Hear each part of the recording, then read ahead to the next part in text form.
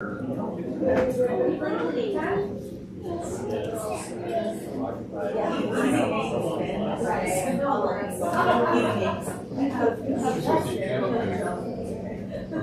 had a fundraiser.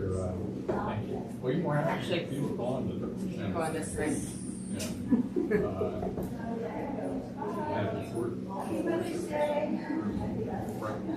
When I was a child. He's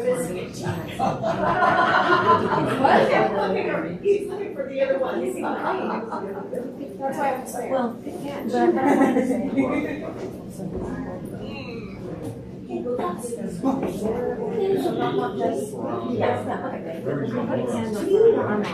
yeah, absolutely. I know. We need to wait for the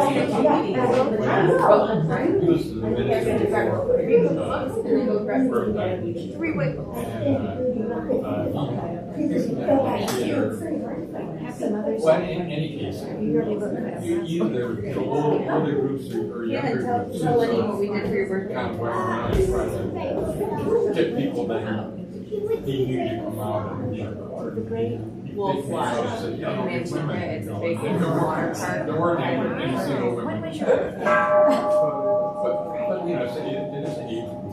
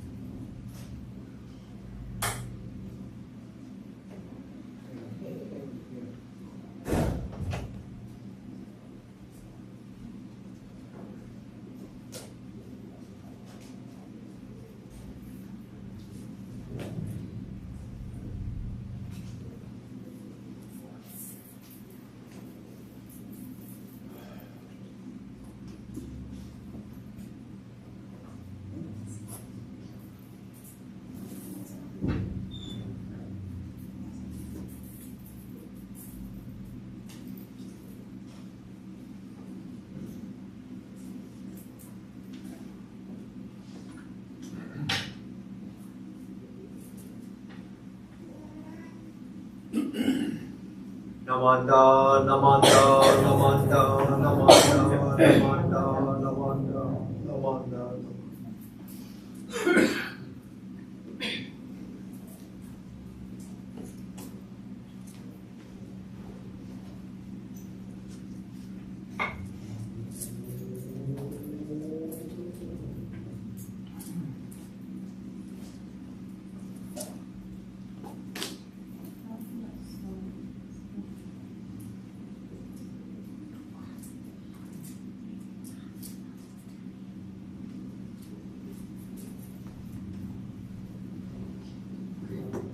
Good morning, everybody. Morning. Ohayou gozaimasu. I also wanted to say Happy Mother's Day to everybody. We appreciate all the mothers, everything that you do for us. And I want to say Happy Mother's Day to everyone that has maybe lost their mother or could not be a mother or take on the role as a mother as well. My name is Morgan Hashimoto. I think I know most of you. I'm going to be your chairperson today, taking over for my dad. We are going to begin this morning's service with Sanbujo on pages 24 and 25. Thank you.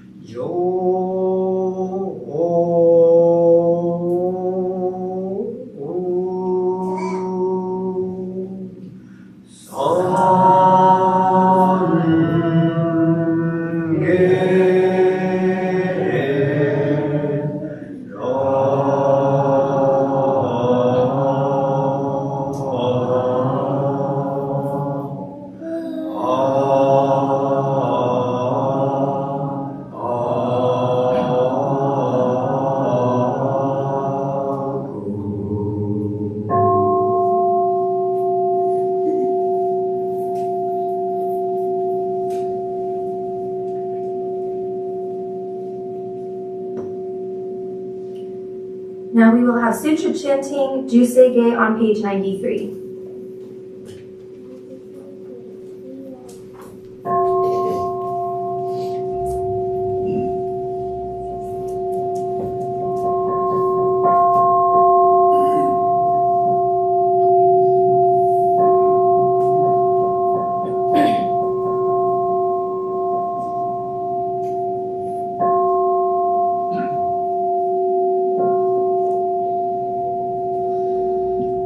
Ah 調整願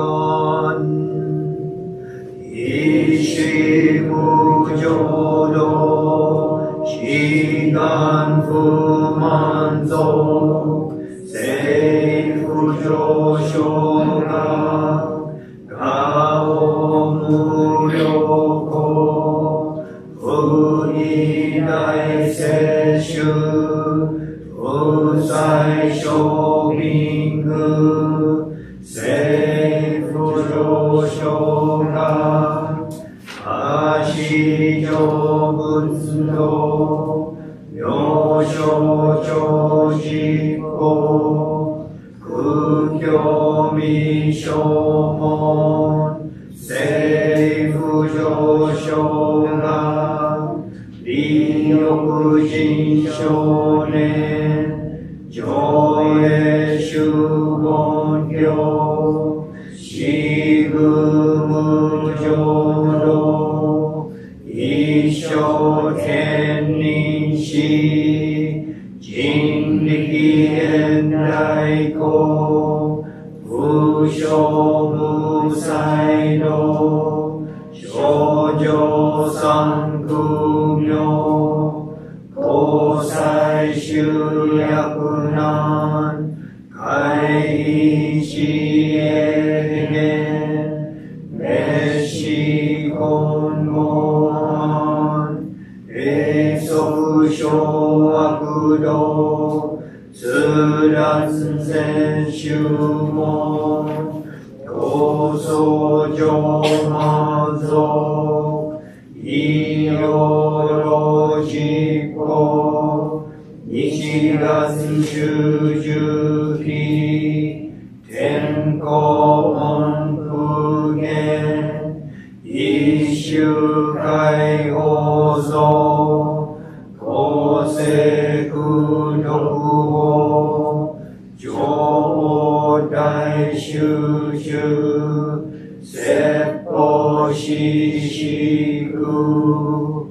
空用一切物具足修特本願永心上満得意三害用如仏無下地通達未不詳願学営利投資最小損志願略効果大聖の感動大愚小天人大珍妙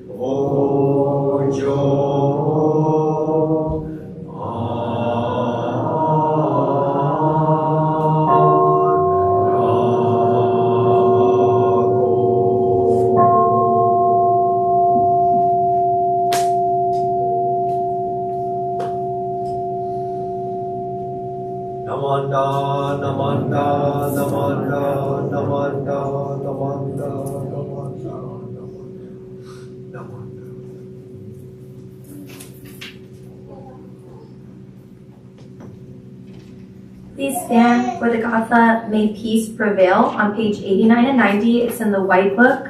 If you don't have one, I can bring you one. It's a new one. 89 and 90 in the white book.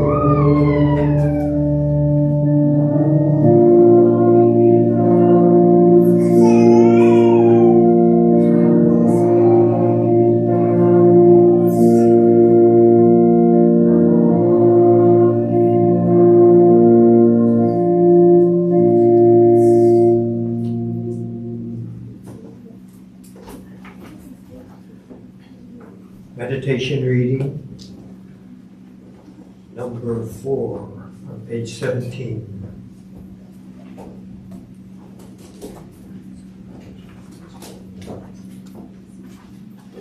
Purple book, page 17. Please stand.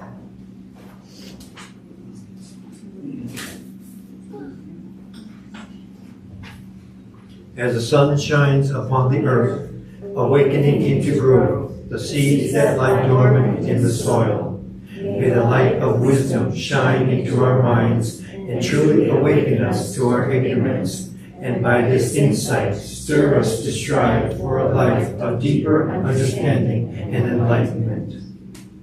Namo Amida Butsu. Namo Amida Butsu. Namo Amida Butsu. Namo Amida Butsu. Please be seated.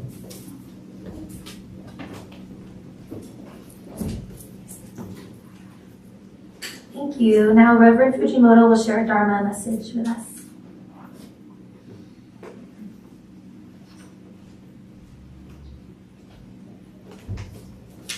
Good morning. Ohayo gozaimasu. Here we usually combine Mother's Day and Father's Day, call it Parents' Day. So we are appreciative of everyone here who's ever had a parent. And if you are a parent, we appreciate you all the more. Okay? So today, the topic is Yononaka Annon Nare. This is a Japanese quote that was a theme when we had our 750th Shinran Shonin Memorial. This was in 2008, 2009. So this theme was provided by Honganji in Kyoto, Japan, and we all had these, each temple had these very nice posters that said, Yononaka Annon Nare. May peace and tranquility prevail throughout the world. Okay. So on the YouTube channel, I wrote, is this a wish or a hope, or is it a dream, or is it a myth, right? So sometimes it's hard. We just sang this song, "May peace and tranquility prevail." So all of this is where the song came from that occasion of the 750th memorial for Shinran Shonin. And so this song was created by one of the temples, one of the members in Hawaii. So they created this song. Now it's in many of our service books. Okay, and to consider this, we look at a lot of current situations.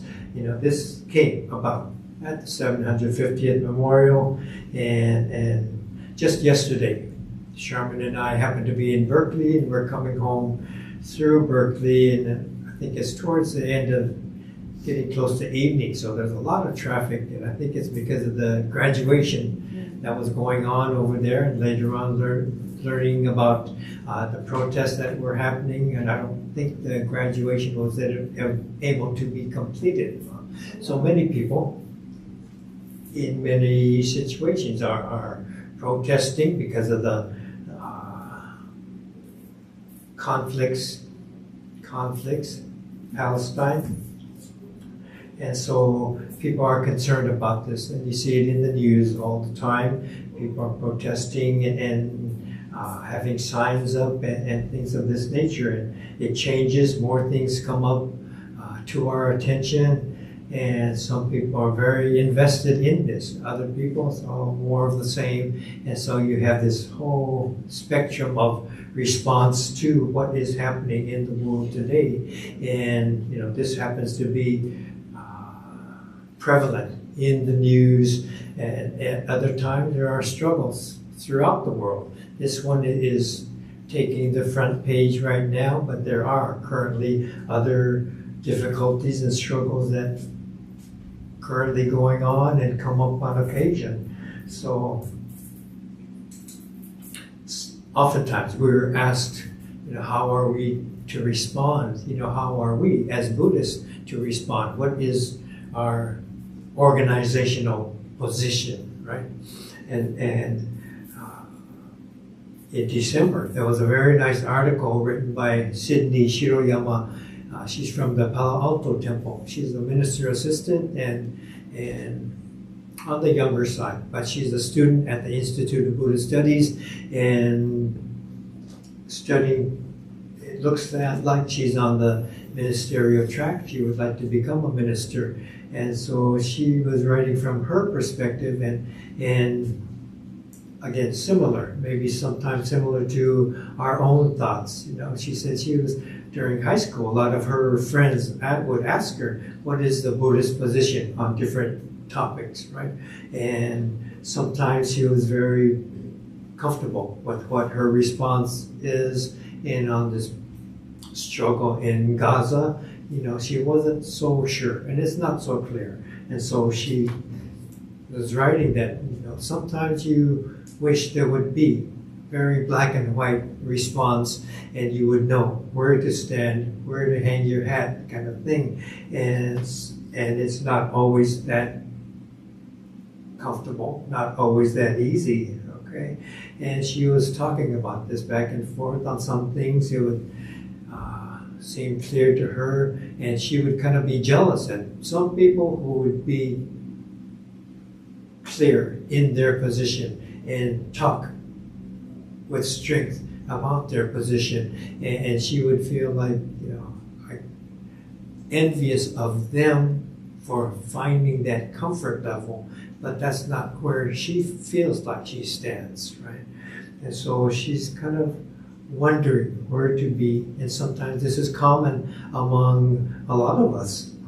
And so in her article, you can still find it in the BCA website, but she was recalling a trip to the Wing Loop Museum in Seattle, and they're showing things about the art and culture, history of Asian Americans throughout Asian Americans, Native Hawaiians, Pacific Islanders, and one of the permanent exhibits was about the Asian Americans, Cambodian Americans, okay? And they had gone through, they had a historical depiction of what had happened in the Cambodian genocide, and kind of a brutal part of history, and she was looking at it, reflecting upon it, and millions of people were killed at that time.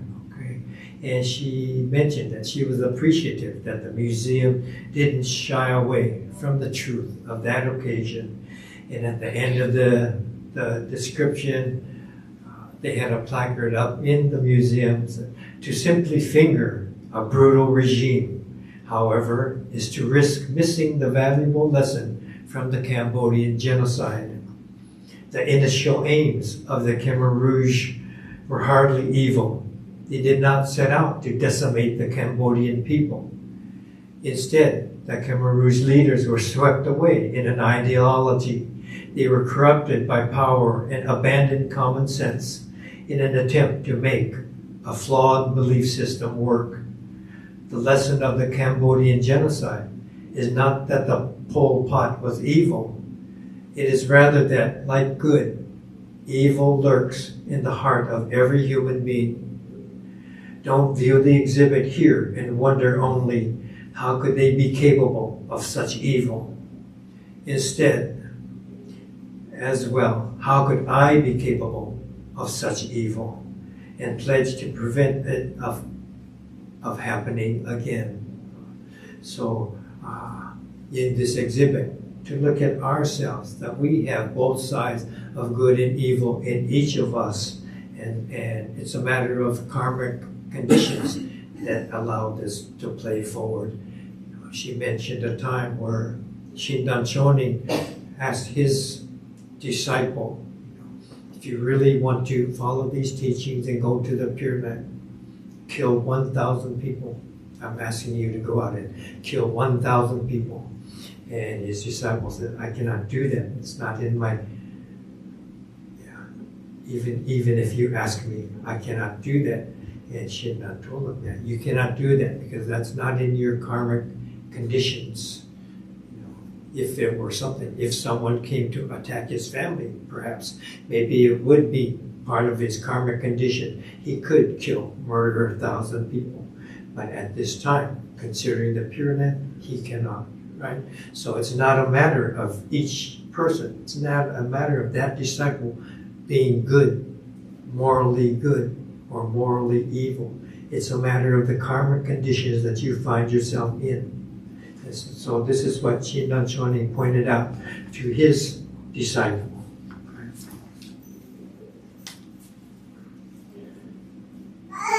So Sydney, as she was reflecting upon these and reminding herself about this Khmer Rouge genocide and what was written in this museum, she felt that this is more aligned with the Shin Buddhist perspective of to look deep within, find peace deep within ourselves, and to bring that peace. So sometimes when we look out into the world, there's different kinds of devastation, right? Earthquake, tsunami, or wars, and some of them are natural, some of them are human caused. When I think of the tsunami devastation, what brings to watch a tsunami come in, whether in Japan or in what is it? Alaska, right? Alaska. Yeah, incredible power, just taking over the whole area. But what brings the tsunami back to calm? The calm, the peace and tranquility of the greater ocean brings it back to settle, right? So I think Buddhism has that larger perspective, asking us to be the ocean, be the peace, be the calm that affects the chaos. So when we bring calm and peace and tranquility ourselves, we become a part of this ocean that settles it. Struggle still goes on, okay? It's not that people are not going to die. It's very, very sad, very, very difficult, okay? But when we look and wonder about what is the Buddhist perspective, there are voices coming up here and there. You read different articles. Sugahara Sensei, who just moved from the Northwest to Sacramento, he wrote about it and bringing up what reminds him. And he points out Shakyamuni Buddha had brought out that the cause of conflict and suffering is this mind of self-attachment. Based on this mind of self-attachment, we say and act and confront others in differing views. So as I was thinking about that, there was a time we were just visiting in the social hall, and I just happened to be talking with Dwight here, one of our members, and comparing family notes, right? He has 2 sons, I have 2 sons, and not that they're the same, but as we're talking, I'm thinking about my own 2 sons, and as they were growing up and being a young parent, right? and my 2 boys were 18 months apart, right? So we used to change diapers side by side. You know, they were that young and in this 1 grade apart in school. And so oftentimes there would be fights, 3-4 times a day. It's a regular thing every time. And so try to get to the bottom of this, talk to him, separate them, put them in different rooms. What happened, right? And finally realized, unless I was there from the very beginning, I have no idea, no matter what they say, I don't know what started it, And for me, just for my family, it shifted to try to find what is just to just bring the calm. Okay, settle down, you guys. What do you have to do today? Well, I got to go to practice. I have homework, whatever. Okay, let's get this done. Okay, never mind the fight. I can't solve it. You guys couldn't solve it. Let's move on. And what happened? Okay, not that this is going to work in every time, but it worked for my family to look at, bring back the calm and the peace, remove that temporary chaos.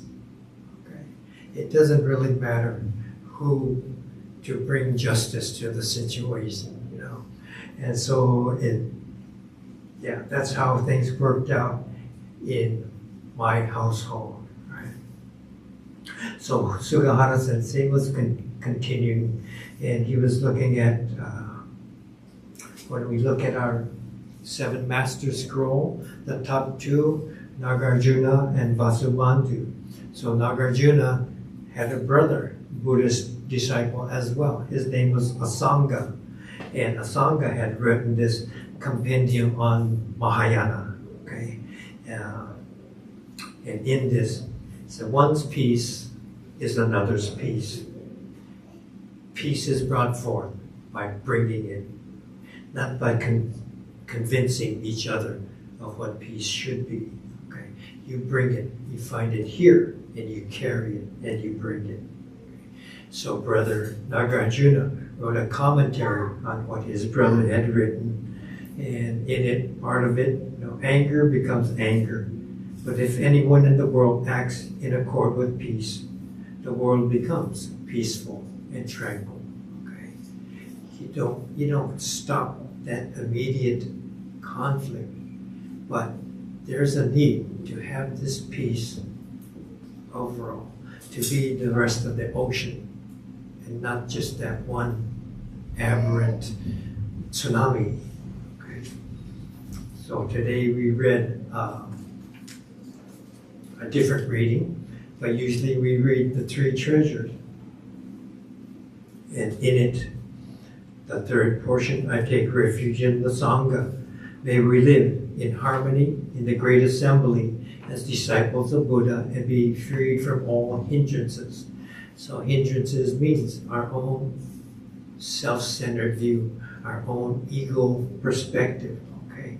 Freed from our self-centered view, we become units of true accord, in accord with the harmony that exists, okay? In the spirit of universal oneness and freed from the bondage of selfishness, okay? Stepping away, being able to recognize that we have this self-centered lens and free ourselves from that through this Nembutsu practice. So in our own temple, everyone has their own perspective, and you are certainly, you can and should have that perspective. If you want to support the protests and such, and do it in that manner, you are welcome to. But at the temple, that's a very difficult. Some temples, some ministers, they pick a side, right? And it seems difficult to me. How do you pick a side as a temple and say, this is our voice, this is our perspective. If you agree with me, great. This is our oneness. And the people who aren't in agreement, well, you can step out and leave. And you're not part of our oneness, right? So then it's self-centered oneness, not Buddha-centered oneness. We're leaving out these people, and we think this is the proper way to be, right?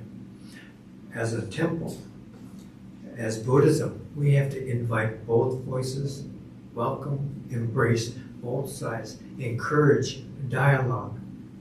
And in that dialogue, we're asking people to look at each other, talk to each other as human beings, right? And to share that perspective, and maybe each grows, and maybe through that peace grows. So this is the way that the temple, I think, must carry itself. Okay. We can't decide, I want this half to be what we're calling one. We have to invite everyone. How you act individually, do what you want. But as a temple, as Buddhism, we have to embrace and be warm and welcoming to everyone. So this is peace and tranquility. So in that sense, when we sing the song, it's our hope, it's our wish for the world, okay?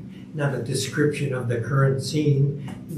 Nobody's going to want to sing that in Palestine right now, but we do want to carry that in ourselves and value that harmony here that we can share and bring to our family, to our parents, to our children, to our friends. So this is what I hear being voiced from different people, young people, ministers, seniors, coming from members of the Buddhist Churches of America, from the Shin Buddhist Sangha, and if you listen, you hear. Okay. So please join me in Gassho. Namo Amida Butsu. Namo Amida Butsu. Namo Amida Butsu. Thank you.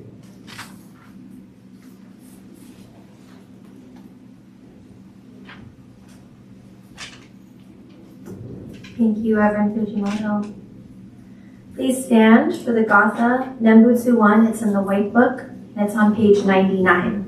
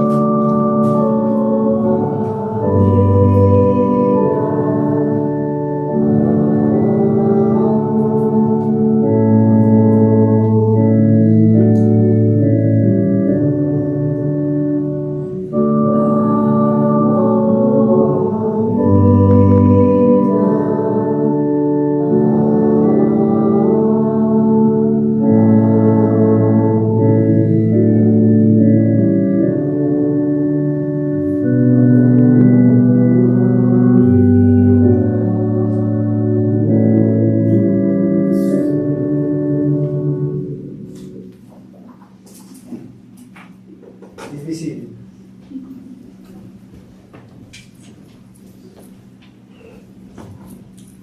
Thank you, everybody. We wanted to move on to acknowledgements and thank everybody who helped with the altar preparations and with service. Want to thank Reverend Dennis. Thank whoever helped with the YouTube setup, and Lenny, our organist. Those who did the altar flowers, and anyone who donated any special offerings. We especially want to thank everyone who helped put together our brunch this morning. We're going to move on to that afterwards. If you're comfortable, if you're a newcomer, we'd love for you to stand up and introduce yourselves, and we just want to welcome you, if you're comfortable. Thank you. I'm Ben, and I'm his husband. This is our son Rex.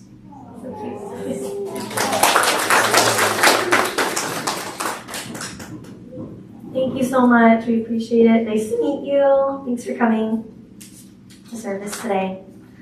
Okay, so we have a couple of announcements. Get out your calendars. So next Sunday, May 19th, is the Gotana service at 10 a.m. And then following that at noon, we have a service for Mrs. Shintani.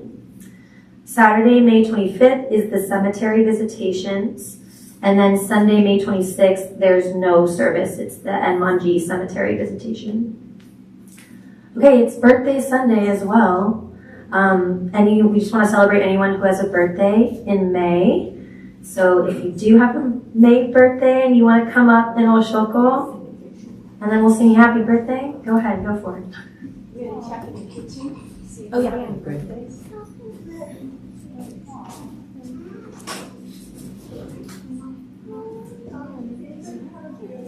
Stay up there.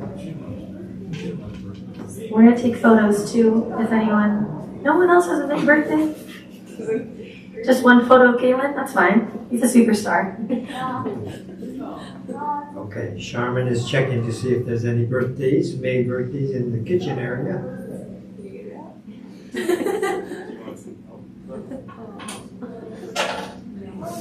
Just Galen. No?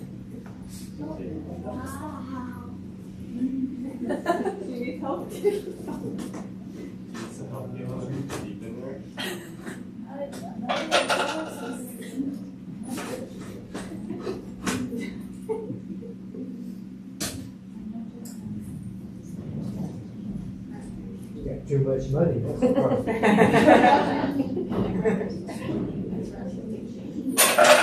Wow. All right. Yeah.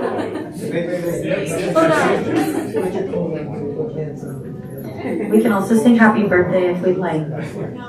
We can go.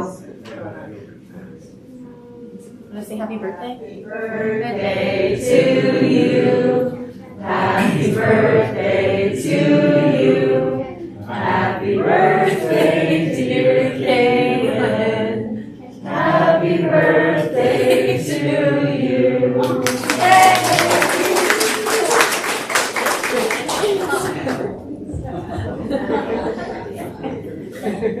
Thank you, everybody. Thank you for attending this morning service. Please line up in Oshoko and join us for the luncheon that we have. Brunch and lunch. The Dharma School helped put together, so we'll celebrate. Thank you, everybody. Okay, for next week, just a little more clarification. We'll have our usual service at 10. And following, we have to prepare for a funeral service at 12. So after service, eat your snack quickly, get out of here. Okay, thank you.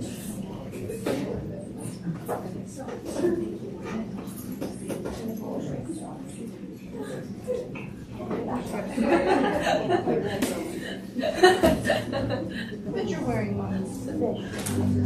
Oh, thank you. Yes, thank you. Thank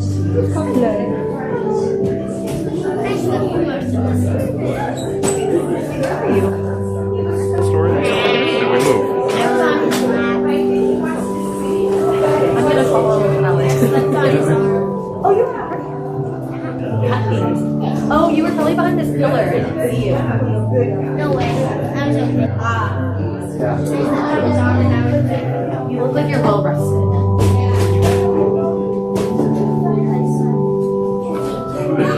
chairman. Me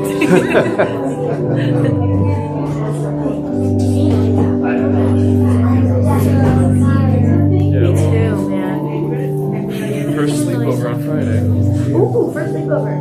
Exciting. It's at our house, but yes. Will you have it on Friday or this upcoming Friday? One.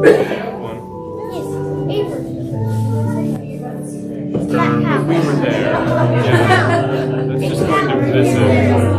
It was a trip. It was a beautiful house.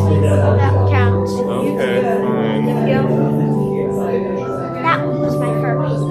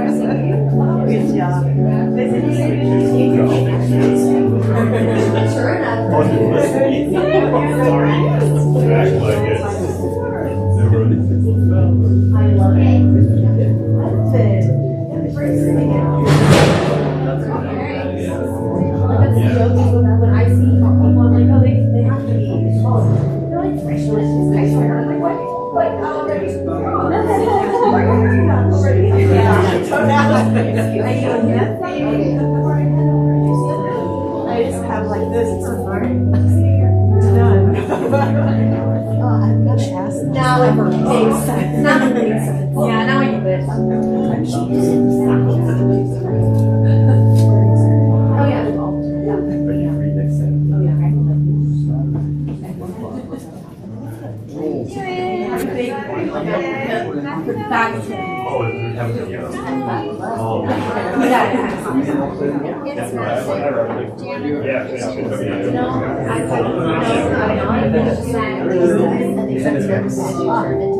Well, I'll throw this on top of it because I look at it now, so that's cool. Thanks for giving me a heads up to that. I was just in the back.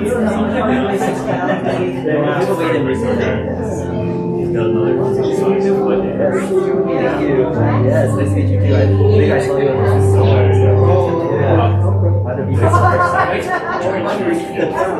It's a class. Yeah, it's a class. I can do it really like you do it. Did you go? You smell cooking? Oh, yeah.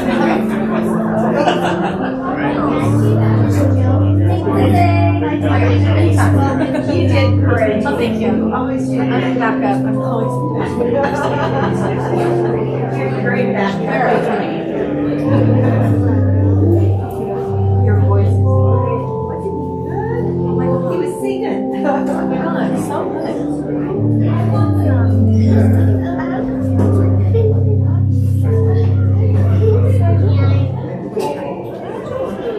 I thought he was going to stand up. He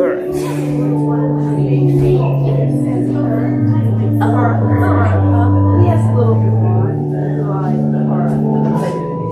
He's not here today. Okay. He's come a couple of times. Oh, yeah.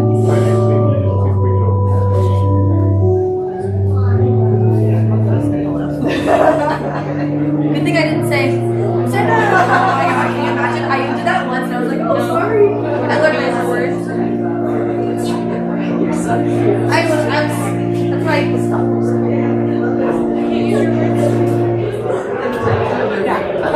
yeah. I don't know you. Can you stand up and say it like I'm wearing dad's hat. look it, we're both wearing our baggy. Our baggy jackets. Perfect. Not mine. How are you getting so tall? You're probably gonna be pretty tall. Yeah, it's like if you just take us right now.